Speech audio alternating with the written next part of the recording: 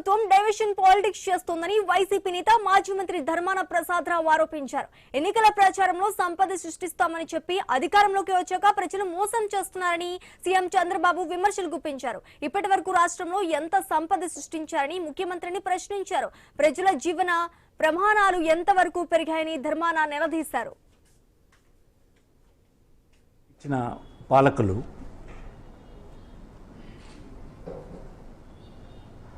వారు వైఫల్యం చెందామని వారు భావించినప్పుడు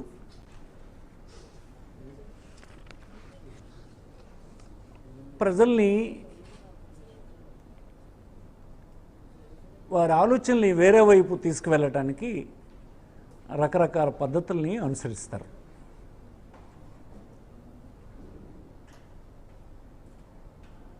పాలించవలసినటువంటి రాజు గత కాలంలో రాజుల కాలంలో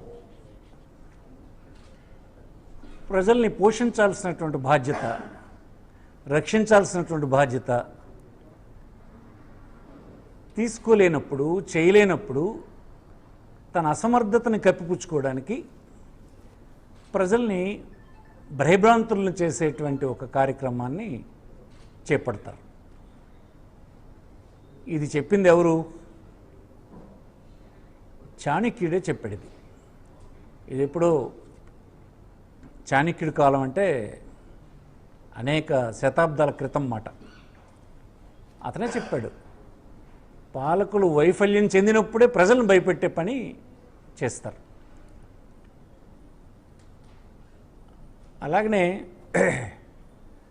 మీరు ఇటలీకి చెందినటువంటి ఒక రాజకీయ శాస్త్రవేత్త 1513లో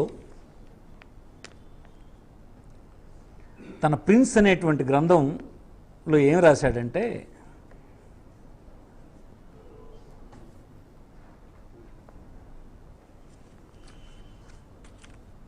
ఎప్పుడైతే పాలకులు ఫెయిల్ అయిపోతారో,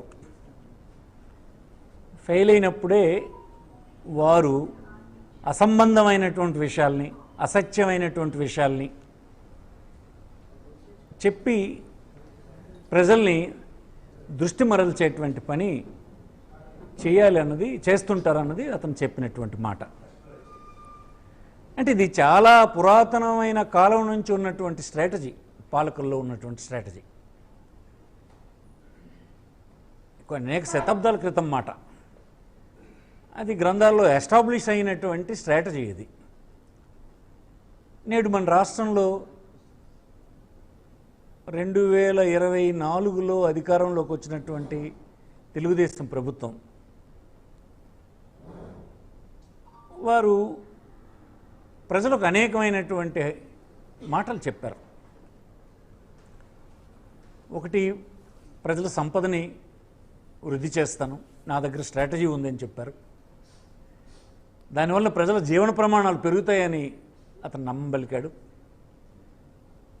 ఇది నా ఒకడికే తెలుసు, ఇతరులు ఎవరు చేయలేరు, ఇది నా అనుభవం అలాంటిది, నా వలన రాష్ట్ర ప్రజల తాలూకా బాగోగులన్నీ మెరుగుపడతాయి అన్నటువంటి మాట ఆయన చెప్పడం జరిగింది.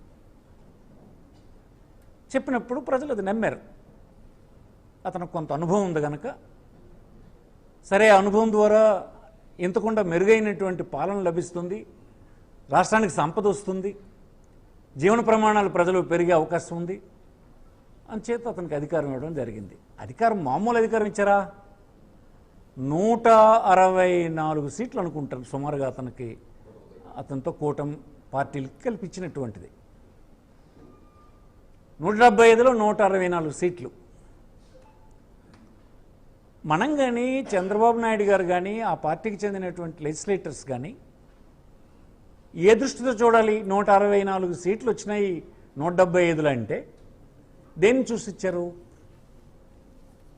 నువ్వు చెప్పినటువంటి సంపద, నువ్వు చెప్పినటువంటి జీవన ప్రమాణాలు, నువ్వు చేయబోతున్నటువంటి అభివృద్ధి, నువ్వేమైతే మాటలు చెప్పావో ఆ మాటలకి వారు ఇచ్చారు.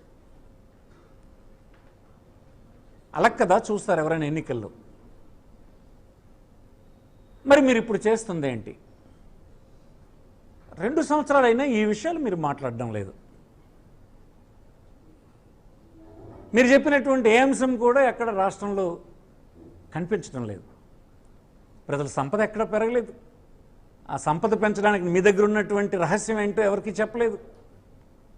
జీవన ప్రమాణాలు పెరగలేదు, తరిగిపోతున్నాయి జీవన ప్రమాణాలు. స్కూల్కి వెళ్ళిన పిల్లలు స్కూల్ మానేస్తున్నారు, పనికి పోయేటువంటి వాళ్ళు పనిలే దొరక్క పరిస్థితి వచ్చినాయి, ఆహారపు వస్తువులన్నీ ధరలు పెరిగిపోయినాయి, రైతులు ఎరువుల కోసం కొట్టుకుంటున్నారు, పండినటువంటి గింజలు నువ్వు ప్రకటించినటువంటి ధరకు కూడా కొనే పరిస్థితి, మీ ప్రభుత్వం ప్రకటించిన ధరకు కూడా కొనే పరిస్థితి లేదు. ఆరోగ్యశ్రీ అనే పేరు తీసేసి ఆ పథకాన్ని ఎత్తేసినట్టుగానే ప్రస్తుతానికి ఉంది. ఈ సామాన్యమైన